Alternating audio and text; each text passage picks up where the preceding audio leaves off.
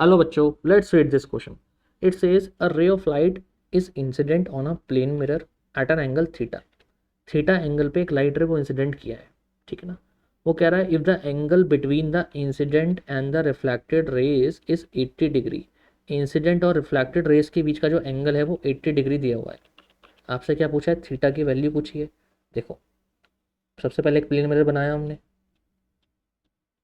ठीक है. उन्होंने बोला है एक लाइट रे आई कितने एंगल पे? थीटा एंगल पे. अब ये थीटा एंगल ऑफ इंसिडेंस नहीं है बच्चे, यही मिस्टेक करते हैं. ये थीटा जो एंगल है इंसिडेंट रे का वो मिरर से है, मतलब ये एंगल थीटा है बेटा. ठीक है.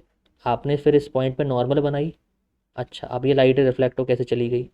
तो इन्होंने बोला है भाई ये इंसिडेंट रे हो गई, ये रिफ्लेक्टेड रे हो गई. इन दोनों के बीच का एंगल 80 डिग्री है. मतलब देखो, ये एंगल आई हो गया, ये एंगल आर हो गया. तो एंगल आई प्लस आर आपको 80 डिग्री दे रखा है. अब guys by law of reflection I R के इक्वल होता है ना. ये बात तो हमें पता है बाय लॉ ऑफ रिफ्लेक्शन. इसका मतलब ये क्या हो जाएगा?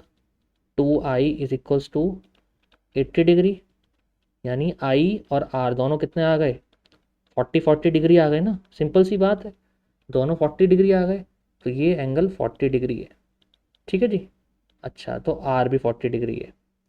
आर भी 40 डिग्री आ गया.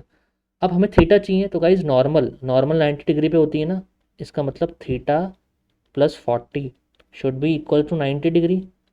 है ना, नॉर्मल जैसे देख रहे हैं. तो गाइज यहाँ से थीटा कितना आ गया? 50 डिग्री आ गया.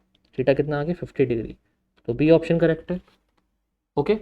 सो I hope you have understood it well. Good luck.